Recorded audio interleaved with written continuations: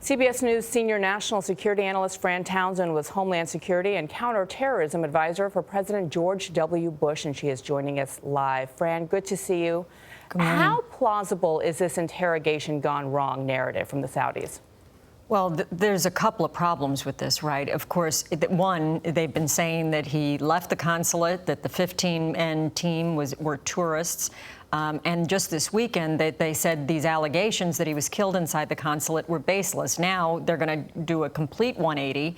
And now, you know, even we understand first reports are always wrong, and it takes a while for leadership to get the true facts. But even with that, right, if you're going to say that you authorized the interrogation and potential snatch, once you've authorized that, you have responsibility if anything goes wrong. And so I think all of this belies the credibility of the Saudis, and it underscores, look, I think the Americans and the Saudis are looking for a way to get past this.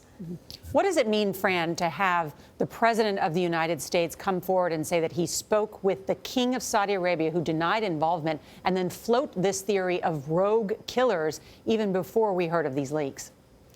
Well, you know, Norah, you say to yourself, how rogue are these people, right? Because if you say you authorized, even if it's not the king, right, and the king was not part of this, if the crown prince authorized the interrogation and potential snatch, you then look at who are these people who are on this 15-man team, one of whom are alleged to have been a forensics autopsy expert.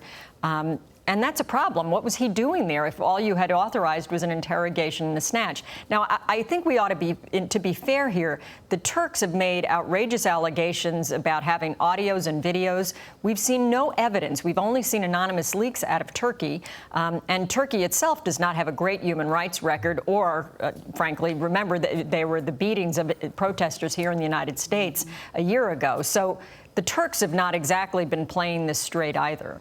Fran, pardon me, tell me your sense of the moral calculus here. Obviously, there's the moral question of the death of a human being, but there's the United States position with Saudi Arabia and the message it sends about human rights to Saudi Arabia. But then, as Senator Rubio said, there's a message this sends to Vladimir Putin, to other people across other authoritarian regimes across the globe. Where do you think that message gets sent? John, look, we ought to recognize that these sort of horrible incidents are on the rise, whether it's the Iranians trying to kill the Saudi ambassador here in the United States, or dissidents and Americans in Paris, or it's Vladimir Putin poisoning people in the UK, and now this, right?